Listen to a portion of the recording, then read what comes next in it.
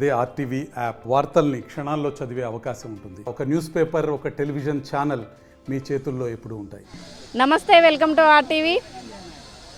మేడారం సమ్మక్క సారలమ్మ తల్లుల్ని దర్శించుకునే మార్గ మధ్యంలో ఉండేటువంటి వరంగల్లోని చాలా ప్రసిద్ధిగాంచిన 1000 స్తంభాల ఆలయానికి కూడా భక్తులు పోటెత్తుతున్నారని చెప్పుకోవచ్చు. ఎందుకంటే జాతరకి వెళ్ళే వాళ్ళందరూ కూడా ఎవరైతే ఉంటారో వాళ్ళందరూ ఇటు నుంచే వెళ్తుంటారు కాబట్టి చాలామంది ఇక్కడికి రాని వాళ్ళు ఈ సమయంలో వచ్చి ఇక్కడ స్వామివారిని దర్శించుకోవడం కానీ 1000 స్తంభాల గురించి చారిత్రక కట్టడం చూడడానికి చాలామంది వీక్షకులు అలానే జాతరకి వెళ్ళేటువంటి ప్రతి భక్తులు ఇక్కడికి వచ్చి వెళ్ళడం జరుగుతుంది. ఇక్కడికి ఈ మధ్య కాలంలో అయితే ఇక్కడ భక్తులు పోటెత్తారని చెప్పుకోవచ్చు. వివిధ ప్రదేశాల నుంచి కూడా భక్తులు ఇక్కడికి రావడం, మేడారంకి వెళ్ళడం అవుతుంది. సో ఇక్కడ మనతో కొంతమంది భక్తులు ఉన్నారు, వారితో మాట్లాడే ప్రయత్నం చేద్దాం. హాయ్ అండి. Hi madam. ఎక్కడి నుంచి వచ్చారు? యాక్చువల్గా మేము షాద్నగర్ నుంచి వచ్చాము, హైదరాబాద్ దగ్గరలో. వాస్తవం చెప్పాలంటే సమ్మక్క సారక్క మేడారం జాతరకి వెళ్దాము, అక్కడ టెంపుల్ దర్శనం చేసుకుందామని నైట్ మేము అనుకున్నాము. సో వచ్చేసరికి వరంగల్ దగ్గరలో వస్తుంటే వరంగల్లో 1000 స్తంభాల గుడి ఉంటుంది కాబట్టి దర్శనం చేసుకుని పోవాల్సిందని మేము చాలా రోజుల తర్వాత యాక్చువల్గా ఎప్పుడు పేరే విన్నాము. ఒక స్కూల్లో చదివేటప్పుడు 1000 స్తంభాలు మొదటిసారి అనుకున్నాం. స్కూల్లో మేము చదివేటప్పుడు పుస్తకాలు మాత్రమే 1000 స్తంభాల గుడి అని చదివేవాళ్ళము.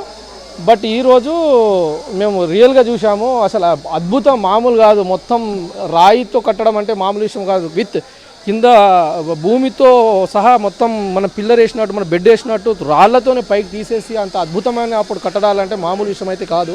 మేము చాలా సంతోషిస్తున్నాం ఇక్కడ రావడం వల్ల. సో చాలా హ్యాపీగా ఉంది. మేము చాలా దూరం నుంచి వచ్చాము, మార్నింగ్ 7కి వెళ్తే ఈ టైంకి వచ్చాము. సో ఇది ఇక్కడ ఆల్రెడీ మాకు దర్శనం అయింది. తర్వాత మేము సమ్మక్క సారక్కకి వెళ్తాము, అక్కడ చూసుకున్న తర్వాత వెళ్తాము.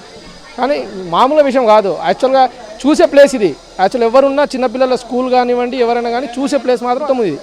చారిత్రక కట్టడాలు మన తెలంగాణకి తలమానికమైన ఆలయాలు ఇవన్నీ 100% అది. ఎందుకంటే కాకతీయ అనే విషయము యాక్చువల్గా కట్టడాలు ఇది అంటే మనం తెలంగాణలో నెంబర్ 1 టెంపుల్ ఇది నాకు తెలిసి. అంటే అది మొత్తం ఎక్కడ ఏది లేకుండా మొత్తం రాయితో మాత్రం కట్టడం అంటే చాలా పెద్ద అదృష్టము, అద్భుతం. ఇది చూడాల్సింది.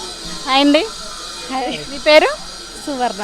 సువర్ణ గారు, ఎలా అనిపిస్తుంది ఇక్కడ ఆలయం? అంటే మేడారం వెళ్తూ ఇక్కడ ఆగారు కదా, ఎలా అనిపిస్తుంది? చాలా హ్యాపీగా ఉంది మేడం, బాగా అనిపిస్తుంది. Thank you. ఇక్కడ మనతో కొంతమంది భక్తులు ఉన్నారు, వారితో మాట్లాడే ప్రయత్నం చేద్దాం. హాయ్ అండి. హాయ్, మా పేరు శాంతు. ఎక్కడి నుంచి వచ్చారు మీరు? మేము తెలంగాణ లాస్ట్ బార్డర్ కర్ణాటక దగ్గర నుండి వచ్చాము. మాది తాండూరు టౌన్, వికారాబాద్ డిస్టిక్. ఎట్లా అనిపిస్తుంది ఇక్కడ ఆలయం కట్టడం కానివ్వండి, 1000 స్తంభాల గుడి యొక్క చరిత్ర, ఈ కట్టడం చూస్తుంటే ఎలా ఉంది? స్వామివారి దర్శనం అయిందా? దర్శనం మంచిగా అయింది. ప్లేస్ చాలా మంచిగా అనిపిస్తుంది. లొకేషన్ కూడా చాలా బాగుంది. చాలా జనాలు కూడా ఇక్కడికి ఇచ్చేస్తున్నారు. మాకు కూడా మంచిగా లొకేషన్ బ్యూటిఫుల్గా ఉంది. ఇక్కడ మనతో కొంతమంది భక్తులు ఉన్నారు, వారితో మాట్లాడే ప్రయత్నం చేద్దాం. హాయ్ అమ్మా. హాయ్. ఎక్కడి నుంచి వచ్చారు? మేము గోదావరికని నుంచి అండి. ఎలా అనిపిస్తుంది ఇక్కడ ఆలయం చూస్తే? ఇది మేము చాలా ఏళ్ళ కిందటి నుంచి మేము ఇక్కడ ఉన్నాం కూడా. అండ్ మళ్ళీ చాలా సంవత్సరాల తర్వాత మళ్ళీ దర్శనం చేసుకోవడానికి వచ్చాము. రెనోవేషన్ అయిన తర్వాత ఫస్ట్ టైం రావడము బాగుంది, మంచిగా అనిపిస్తుంది.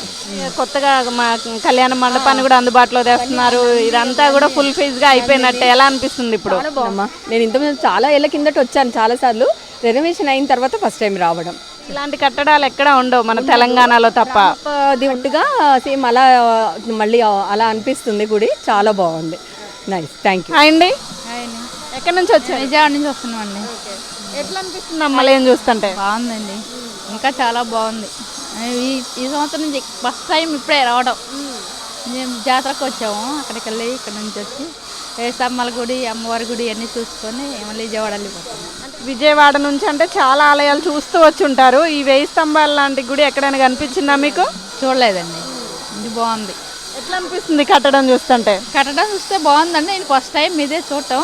ఎప్పటి నుంచో రావాలనుకుంటున్నా, చిన్నప్పటి నుంచి ఈరోజు కుదిరింది.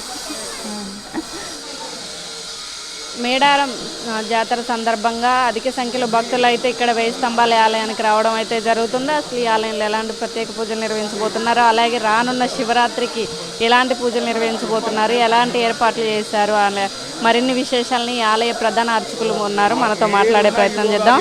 నమస్తే అండి. నమస్కారం అమ్మా. అంటే మేడారం మహాజాతరకి సందర్భంగా భక్తులు అధిక సంఖ్యలో ఇక్కడికి వచ్చి ఆ స్వామివారిని కూడా దర్శనం చేసుకోవడం జరుగుతుంది. రోజుకి ఎంతమంది భక్తులు వస్తున్నారు? చారిత్రక వరంగల్ జిల్లాలో సమ్మక్క సారలమ్మ జాతర 2 సంవత్సరాలకు ఒకసారి వచ్చేటువంటి జాతర మహావైభవంగా నిర్వర్తించాలని చెప్పేసి తెలంగాణ నూతన కాంగ్రెస్ ప్రభుత్వం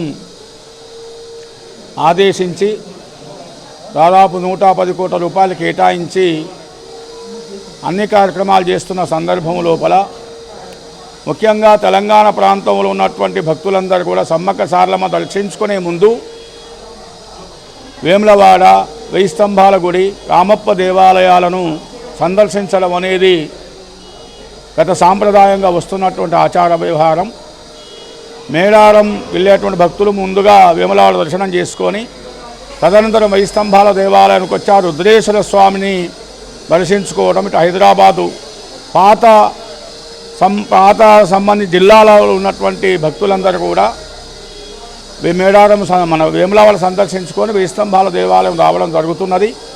ఆ విధంగా రోజు కనీసం ఒక 5000 మంది భక్తులు దేవాలయం సందర్శించడం, స్వామివారిని దర్శించుకోవడం, అదేవిధంగా అభిషేకాదులు నిర్వర్తించుకోవడం వస్తున్నది.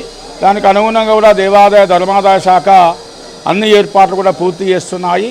కాకపోతే 1000 స్తంభాల దేవాలయం కళ్యాణ మండపం పునరుద్ధరణ పనులు శరవేగంగా సాగుతున్న సందర్భం లోపల కొంత కార్యక్రమాలు వెనుకబడి ఉన్నా కూడా కార్యక్రమాలు ముందు సాగుతున్నాయి. త్వరలోనే అది కూడా ప్రారంభం జరుగుతుంది. ఇంకా భక్తులు మీ అంచనా ప్రకారం ఆ కళ్యాణ మండపం ఎప్పట్లో అందుబాటులోకి వచ్చే అవకాశం ఉంది? ఈ నెల లోపలనే పూర్తవుతుందని చెప్పేసి మన పురావస్తు శాఖ అధికారులు తెలియజేస్తున్నారు. ఈ నెల లోపలనే ప్రారంభం కూడా జరుగుతుందని చెప్పేసి మనకు పురావస్తు శాఖ అధికారులు తెలపడం జరిగింది. దానికి అనుగుణంగా కూడా వాళ్ళు పూర్తి స్థాయిలో నిర్మాణం పూర్తి చేయడం జరుగుతుంది. ఇంకో వారం రోజుల్లో పూర్తవుతుందని చెప్పేసి మనం ఆశిద్దాం. దానికి అనుగుణంగా కూడా శిల్పులు పనిచేస్తూ ఉన్నారని చెప్పేసి తెలియజేస్తూ ఉన్నాం. అంటే ఇప్పుడు మనకి రాబోతున్నటువంటి మహాశివరాత్రి లోపు ఈ కళ్యాణ మండపం అందుబాటులోకి రానుందా? తప్పకుండా వస్తుందమ్మా. ఈ ఫిబ్రవరి లోపలనే పూర్తవుతుంది. మనకు మహాశివరాత్రికి మహావైభవంగా, అందులో ముఖ్యంగా ఈ ప్రారంభ సందర్భంలో కూడా శివ కళ్యాణోత్సవం అందులో నిర్వర్తిస్తున్నాము కళ్యాణ మండపం లోపల. దానికి అనుగుణంగా కూడా పురావస్తు శాఖ, దేవాదాయ శాఖ, ఇతర అధికారులు, జిల్లా యంత్రాంగం అన్నీ కూడా ఏర్పాట్లు చేయడం జరుగుతున్నదని చెప్పేసి తెలియజేస్తూ ఉన్నాం. రానున్న మహాశివరాత్రి రోజు ఏ రోజు శివరాత్రి రానుంది? ఆ రోజు ఎలాంటి ప్రత్యేక పూజలు నిర్వహించబోతున్నారు? మహాశివరాత్రి మార్చి 8వ తేదీ నాడు శుక్రవారం రోజున వస్తున్నందున మనకు గురువారం నుంచే ప్రారంభమవుతాయి. 5 రోజుల పాటు బ్రహ్మోత్సవాలు మహావైభవంగా నిర్వర్తించుకుంటాము. కాబట్టి భక్తులు కూడా అధిక సంఖ్యలో వస్తారు. కాబట్టి దానికి అనుగుణంగా ఆ సందర్భం లోపల జిల్లా యంత్రాంగం, ఇతర పోలీస్ యంత్రాంగం, మున్సిపల్ శాఖ, ఇతర అధికారులు కూడా ఏర్పాటు పూర్తి చేస్తారని చెప్పేసి నేను తెలియజేస్తా ఉన్నాను. విన్నారు కదా, ఏదైతే సమ్మక్క సారలక్క జాతర మేడారం జాతరను పురస్కరించుకొని వివిధ జిల్లాల నుంచి, వివిధ రాష్ట్రాల నుంచే కాకుండా ఇతర దేశాల నుంచి కూడా భక్తులు సమ్మక్కని దర్శించుకునే వేళ అందరూ కూడా చారిత్రాత్మకమైన కట్టడం, అలానే శివుని గుడి, వరంగల్ అనగానే అందరికీ ముందుగా గుర్తొచ్చే ఆలయం 1000 స్తంభాల ఆలయం.